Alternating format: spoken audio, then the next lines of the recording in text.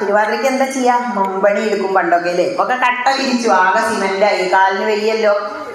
ആ മണ്ണില് ചാണകം മെഴുകിയിട്ട് ഇങ്ങനെ അതിൽ ചവിട്ടി നടക്കണം. മുത്തശ്ശി ചെരുപ്പിടില്ല. എന്താ കാരണം എന്നറിയോ? അവർക്ക് ആരോഗ്യമുണ്ട്. ഒരു അക്യൂപങ്ക്ചർ ചികിത്സയാണത്രേ ചെരുപ്പിടാതെ. നാച്ചുറോപ്പതിയിലൊക്കെ പോയാൽ രാവിലെ അങ്ങനെ നമ്മളെ നടത്തിക്കും.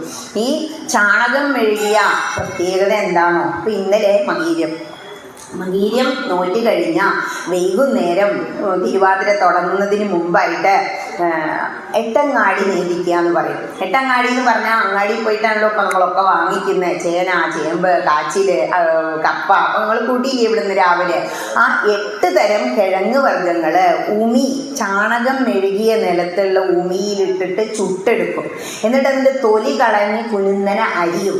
എന്നിട്ട് അതിനെ ധാന്യങ്ങളില്ലേ, മമ്പയറോ മുതിരയോ ഒക്കെ വേവിച്ചിട്ട് അതും ചേർത്ത് അതിൽ ശർക്കരപ്പാവും നാളികേരവും ഒക്കെ ചേർത്ത് ഉണ്ടാക്കുന്ന ഒരു സാധനമാണ് ഈ എട്ടങ്ങാടി. ഈ എട്ടങ്ങാടി നേദിച്ചത് എല്ലാവർക്കും കൊടുക്കും മകീര്യത്തിൻ്റെ അന്ന്. എന്തിനങ്ങനെ ചെയ്യുന്നത്? നമ്മളുടെ ഭാഗത്ത്, നമ്മൾ ജീവിക്കുന്ന ഭാഗത്ത് ഈ സമയത്താണ് ഇപ്പോൾ കാവത്ത്, ചേന, ചേമ്പൊക്കെ വിളവെടുക്കുക. നമ്മൾ വളർത്തി ഉണ്ടാക്കിയ ആ സാധനങ്ങൾ നമ്മുടെ ശരീരത്തിന് ഏറ്റവും ആരോഗ്യപ്രദമാണ്. എന്താ എല്ലാവരും പ്രചരിപ്പിച്ചേ?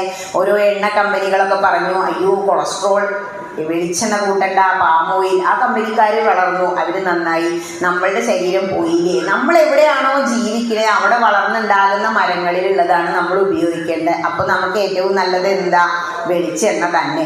ഇതൊക്കെ നമ്മൾ മനോധർമ്മ പ്രകാരം മനസ്സിലാക്കണം. ഇതിനു വേണ്ടിയിട്ടാണ് തിരുവാതിര എന്നല്ല ഓരോ ആചാരങ്ങളും അനുഷ്ഠാനങ്ങളും നമുക്ക് വേണ്ടി വെച്ചിരിക്കുന്നത്.